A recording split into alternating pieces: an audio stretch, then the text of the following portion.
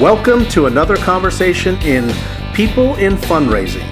This podcast features interviews with nonprofit professionals who discuss their career journeys, lessons learned, and enthusiasm for working in fundraising. And here's your host, the founder of People in Fundraising, Tim Wilson.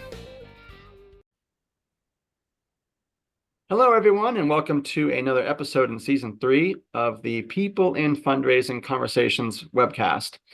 I started this about 2 years ago to interview nonprofit executives, volunteers, people that have worked in social impact and development for many years.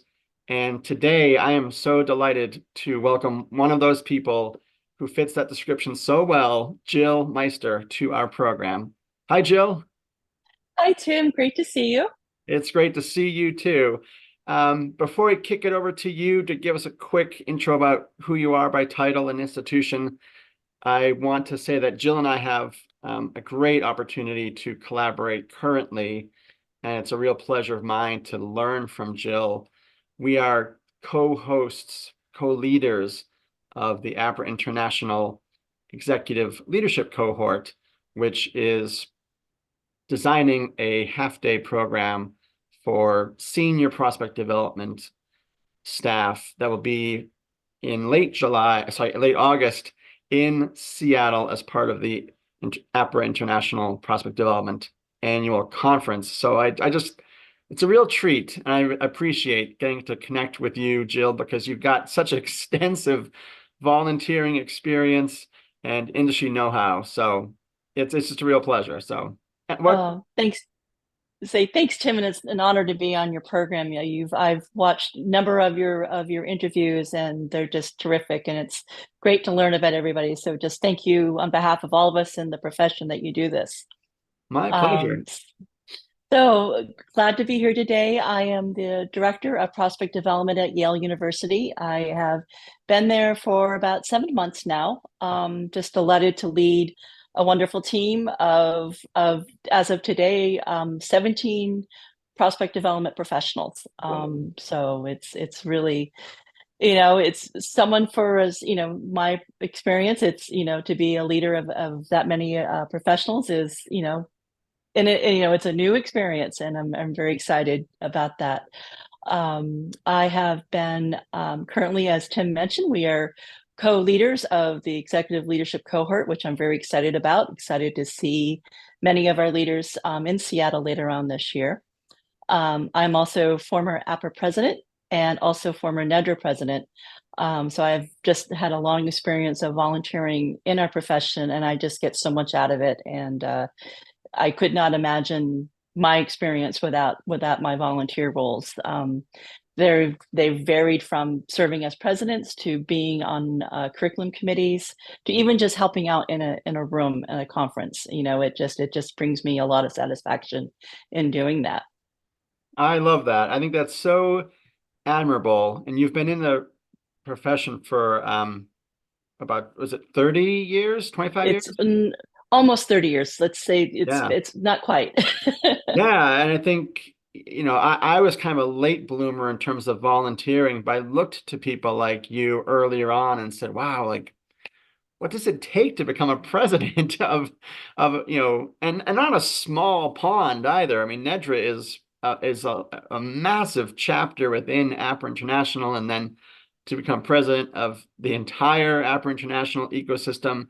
So I just admire people like you that demonstrate a commitment to give back and emulate for people who want to give back or want to get involved, and maybe I think imposter syndrome kind of certainly was a thing for me, but then when you connect with people like you, it's like, oh, they're great, they're approachable, their passion is infectious. So thank you for giving us that example, Jill. You're welcome. So what we normally do with every guest is we take the first question, which is about how you entered the fundraising profession. And so in about 5 minutes, Jill, what would you like to share with our audience about how you entered prospect development or fundraising? Sure, it's funny. I'll try to leave it to 5 minutes. It's That's all right. Yeah. So, I think, like many of us, it was not intentional, at least from the start.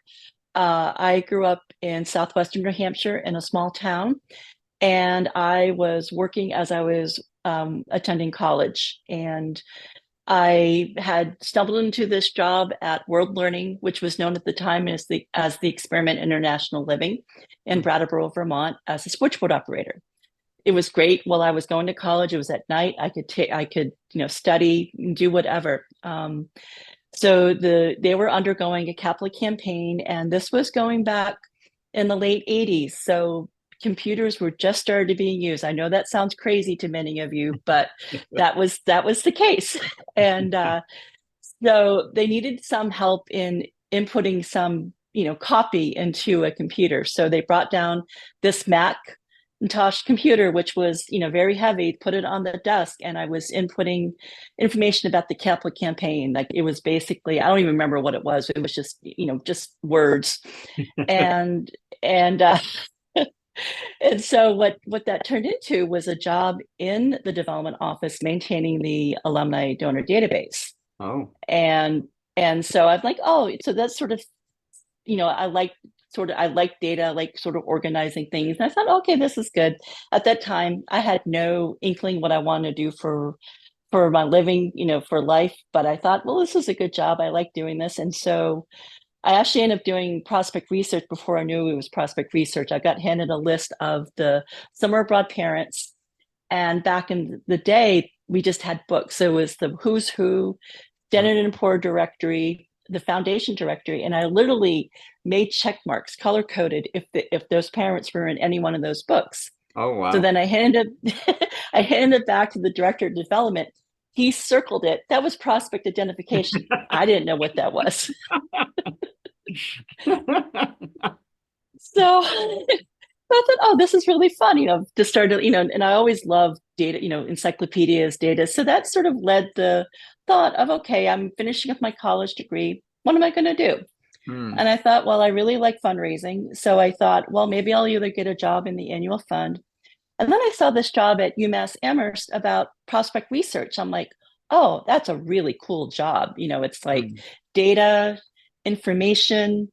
It really hit a lot of my skill set. And so I applied for the job, and as you can tell, I got the job. And and that was the moment. That was in 1996 when I realized that this is what I wanted to do for a living. I just love fundraising. And so that is how it all began for me. Wow. Wow. Where at UMass-Amherst was your office? It was in Mem Hall. So that was right there by the pond. Okay. Yeah. Because I was finishing my undergrad at the same time. I'm almost 50. I'll be 50 in January. Okay. So I was like 20. I was 24 when I graduated from UMass. So I spent a lot of time in Herder Hall. That was where my history and German classes were. So I know exactly where you were, and that's awesome. It's a beautiful campus. Yeah, it is. Yeah, I walk by Herder Hall every day. How long were you at UMass, Jill, before you went on to your next stop? Yeah, I was there for 5 years. And while I was there, I earned my MBA while I was working. I just thought it was a good opportunity to broaden my education and broaden my of hireability, shall we say. Yeah. So it was there for 5 years, and then I went on to Bryant College, which is now Bryant University. Okay. And then I think I connected with you through NEDRA, and you were at Northfield Mount Herman or Williston, Northampton School. Williston, Northampton. Yep. Yes. Yeah, very similar. It's just like I'm glad you knew where sort I of was just going. down the highway. Yes, that's right. I'm a prospect researcher, and I'm embarrassing myself right now, so I should know all this. It's starting to be ancient history for me. I think that's the thing that's just amazing. It's just like, as you start to, reflect back, I'm like, that's a lot of time, but it feels like yesterday, but it also feels like a long time ago at the same time. Yes, I totally agree with that. And roughly when did you start getting involved with NEDRA, Jill? That was when I had moved. Was I still at UMass or was I at Bryant? I think I was at sort of at UMass, but more when I was at Bryant when I became a member of the NEDRA board. But Mhm. I had been volunteering, for the NEDRA conference for a room monitor, whatnot. And then I got the idea how important it was to connect with other people. And I at the time, NEDRA, was very much Boston based. And I saw how all the Harvard researchers got together and connected. And I thought, this would be really nice to do this in Western Mass. So I guess this sort of began when I was at UMass, but continued when I was at Bryant. And so I had said, let's organize these rings, which were regional networking opportunities. They're now Yeah. known as Vinos. And I had connected with, she's now retired, Barbara Ziff, who was at WPI, and she was a member of the NEDRA board. And so we organized a ring. I believe we held it at Mount Holyoke College of all of us in Western Mass to kind of get together. And that was my first experience in sort of like gathering people together in a room and sharing interest, sharing information. And I just loved it. I just loved the opportunity to network with people. I think I got the example from my father and his role. He was director of racing at Hinsdale Greyhound Park in New Hampshire, and he was very instrumental in bringing people together. So I saw that modeled for me, Yeah. and so I think that's what I think subconsciously what I was doing, but it also seemed like the right thing to do to create those volunteering connections. Yeah. So that led to my involvement in getting on the NEDRA board. There were some positions open, and I just felt like it was the right time. I'd had enough experience in the field that I thought I could start to give back. Mm, And that's I great. also been encouraged by my first APRA conference was in 1997. It was in Pittsburgh. Mm. And I met up with some folks from the University of Southern California. One of them was their director his name was Paul Gershgraber. I think I'm saying his last name right. He'd been in the field and he looked at me and he said, I want to know what you're going to do next year. He kept pushing me to volunteer. And so when I would see him at the next APRA conference, he'd say, so what have you done?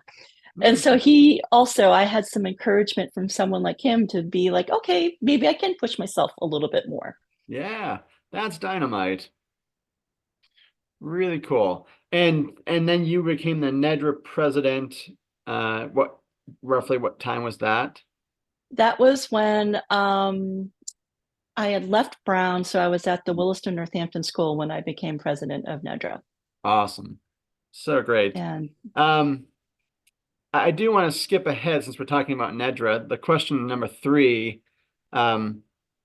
So in 2017, Jill, you were honored by NEDRA, which is the New England Development Research Association, with its annual Ann Castle Award, which recognizes outstanding achievement in prospect development. And I would just love to have you give a few moments to share about what did that award mean for you professionally, personally. I was at that conference and it was presented the award was presented to you in front of hundreds of peers. It was in New Hampshire. It was at, I believe, the 30th anniversary of NEDRA's founding. So anything come to mind about that? oh, I just, my first memory is just how honored I was, Mm. not only to receive it in front of all of my peers, all of my team at the time at University of New Hampshire. Our vice president, Debbie Dutton, introduced me, and I just thought it couldn't get any better, and I just felt like, but I feel humbled at the same time. I think about the recipients who received it before and since, and I am truly humbled by it because there's all of us in our profession, have this in them to be a leader, to give back. And I've been lucky that I've been able to do in a way that benefits many people. Yeah. And I was just so proud. And it just, for me, I don't want to say it validated because I don't mean it in that way, but I just felt it in that moment. It was so, my husband was there as well. And Mm. it it was just a wonderful, wonderful moment, wonderful day. But it was only one moment in a whole lifetime and a whole career that, in a career that has just given me so much that I don't feel like I ever can give enough back. And I smile when I think about that day. I bet. Yeah, I feel I get the kind of wrestle with the word validation, but maybe it's an affirmation that, Yeah, um, so yeah, and certainly well deserved. So thank you for sharing that. you're Um, welcome. and let's go to question 2 here, because I like to get kind of some trajectory of the guest's career as well, and how they've moved up and onward and managing 17 people at Yale now. So Jill, your career has spanned both private and public higher institution settings, as well as independent schools. Are there specific characteristics overlapping across public, private, independent in those environments that have led you to put down roots in what I termed educational focused development? So I think that's a really great question. And yeah, I've thought quite a bit of that. And I think part of it is a personal drive. Growing up, both my sister and I are first generation college attendees. Neither of our parents had attended, but they did well for themselves. It was very important that we attend college. So, from as soon as I could remember, education was something very important in our family. So I think that laid the base work of why I've remained in education. Yeah. And for me, I think one of the connecting threads is the chance for people to having access to education, how it changes their lives. And I think to me, that is one of my motivators. I think nothing makes me more happier when I see a donor who makes a gift for a scholarship, because to me that is about access to education. And I've seen it for myself personally. Both me and my sister have very successful careers. A little point of pride, she's the VP of finance for Yankee Publishing, which is old Farmer's Almanac and Yankee Magazine. And I just, Oh, wow. so I think here's the two of us grew up in a small town in New Hampshire having successful careers. And it was because Yeah. we went to college. I mean, it's not the only path, but for us, that was our path. Yes. So I think for me, that's what has led me from one education institution to the next. I think in what do you call it, private secondary schools, both at Williston and at King School, I see that impact earlier because it gets that earlier, you get sort of in that groove, that gets you in that, going to Yale or going to Harvard, just gives you better, gives you that leg up.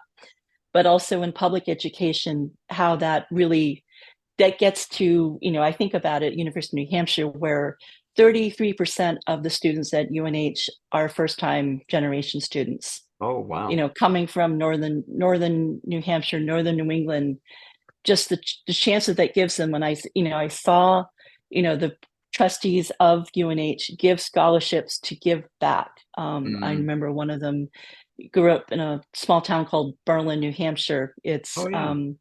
as big as a mill town as you could ever imagine. Yeah. I know, giving $1 million, scholarship in him and his wife's name, and I thought, wow, that Yeah. just really, it just continues to be a motivator. So I think that to Good. me is just one of the threads. But now at Yale is interesting because not only do we have the scholarships, our campaign is called For Humanity, which could sound audacious. And I remember in my interview, I told the campaign director when we were interviewing, I'm like, I don't think that's audacious. I said, I think Yale is one of the few organizations that can actually say that and mean it and deliver on that. And I think for me, they're changing people's lives. I mean, the medicine research that they're doing is just astounding. Mm. So for Yale, it's becoming more than just education. So that was one of the drivers why I wanted to come to Yale, was the place that it has, in our world, frankly. That's such a great answer. I appreciate that. Yeah, just the impact. I mean, I work in higher education now again at Weber State, and we're trying to become an emerging Hispanic serving institution. So yeah, a lot of first generation students. And I think there's a Crosby, Stills and Nash song called Delta, and they talk about in the song swift moving currents of choice and chance. And when you mention the mill towns, Berlin, New Hampshire, and such, my maternal grandmother and a lot of her siblings settled in Milford, New Hampshire. Mm-hmm. And so, by choice and chance, my grandmother eventually moved out of there, but I could have been one of those Milltown kids, in a different setting, Mm-hmm. if it stayed in Milford, and looking for a way, to advance up and out at some point. So yeah, just the impact is tremendous. So I really appreciate your answer. Thank you. I'm just fascinated to hear your thoughts on this next question, Jill. Um, as you've talked about your career in prospect development and the various shops you've worked at, what are one or two of the most significant ways that came to your mind as you got this question ahead of time when you consider how the prospect development industry has evolved over the last 25 years plus, like the length of your tenure in the industry? What came to mind about that? Well, I already kind of alluded to this earlier. The biggest difference is just going from books. I mean, I remember, Yeah. when I started it at UMass in 1996, we had bookcases of books, and those were like our most prized possessions. Like, don't take our books away. Yeah. They were clunky, they were heavy. It's hard to imagine now how we can do our remote. That wasn't a possibility then. You Yeah. had, so the change of just the way that we gathered information. It's why it took longer too. I mean, the days of doing research very quickly wasn't the case then. And, research then, took probably a couple of days because you had to transcribe things into your own handwriting or on the computer if you had the book by your desk. Had to go to the library for microfiches, which, for those who may not know, those, data that was on a card that you read it with a special machine. That's where SEC filings were. They weren't online at the time. I know Yeah. that's mind blowing. Yes. If you were lucky enough to be a researcher, let's say in Boston, Massachusetts, you went to the Boston City Library and did your research there. I mean, there are stories, it's lore of Yeah. researchers, setting up their time in the library. It's just amazing to think about now. But here was the internet coming around in 96. I remember it was when I had my first email address. And quickly, by probably even that summer, there were resources coming online. Hoovers.com was one that I remember. Dun and Bradstreet came online. At the time, these were all free resources. We weren't paying for these because it's early adapters. Particularly working, at an educational institution, they just became available. Yeah. The thing that was at the time that was, people didn't trust the internet. Yeah. They thought you could, there was no way to they thought there was no way to verify the information. Myself and my coworker at the time, Tim Lizick, who is now the director of research at UMass Lowell, both of us were early adopters. And so we pushed our office to adapt using the internet because we saw the power in it, us and others as well, of course, in the industry. And, we knew that we could trust the data if it was coming from the vendors. Yes. They quickly learned that, for paid resources, but, that was really a transformational moment in prospect development, where all of a sudden you had this information electronically. And then, of course, the search engines, Google and whatnot that came along.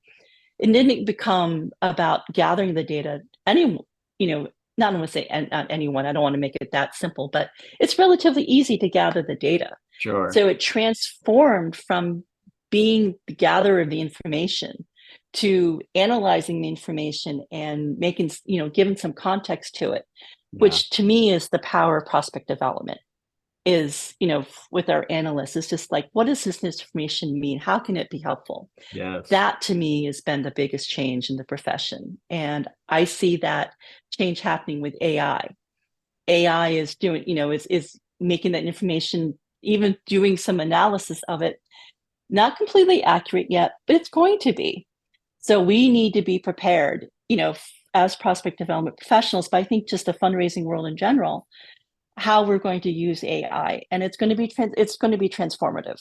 Absolutely. And and from being in the time when the internet came into the world of fundraising, needs to be embraced. Don't be afraid of it. Needs to be embraced. It'll, whatever will happen, and just be best prepared for it, and just to use that tool to, maximize the benefit to our organizations and for our donors. Yeah, totally. Well put.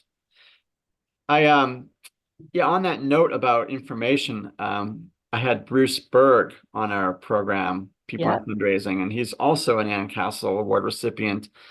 And he spoke about how one of the challenges that he now sees across the industry is, as young professionals enter our industry, they've grown up, starting in late elementary school, middle school, or junior high with just instantaneous access to tons of information.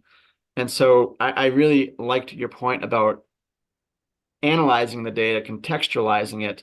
And as Bruce articulated last spring, the real skill he has tried to develop with younger professionals is being able to discern what information is actually helpful. And there's so much information you can get. So like it's shifted from accessing the information, as you talked about, to then verifying and trusting it, to now in analyzing it.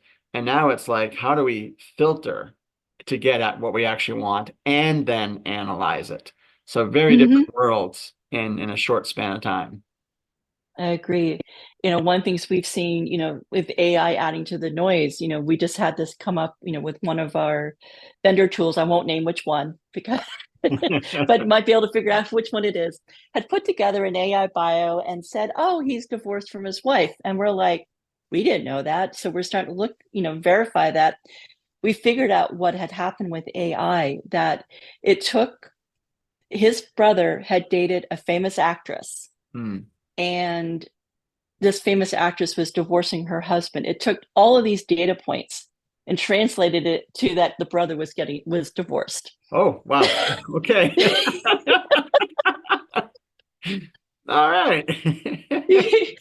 So that's the level of, that's the thing that, and now, with some of these, search engines, it's using AI to come up with the results. So it's now, you can't, it's going beyond trusting the results from the search engine. You have to dig even deeper. Oh, yes. Yeah. I came across my own AI generated bio in one of the vendors we use at Weber State, and it said Wilson Brothers Limited. And in real life, I don't have any brothers. I have one sister. And there are all sorts of, little breadcrumbs that really just were not adding up. So, but you're right, it will get there. It will get far more accurate. So it will. In the meantime, though, it's going to be quite a ride. Oh, yes. Well, Jill, we have about 5 minutes left, and I just would love to get your thoughts on this last question number 5 in your questionnaire. Is there a particular story, anecdote from your career that, as you think about it now, brings you contentment, fulfillment, a sense of purpose, and why might that story still resonate with you, please? There's so many, but I think this is just, the anecdote is sort of an example of what continues to happen in the work that I do, and I see that others do, but I'll make this about me.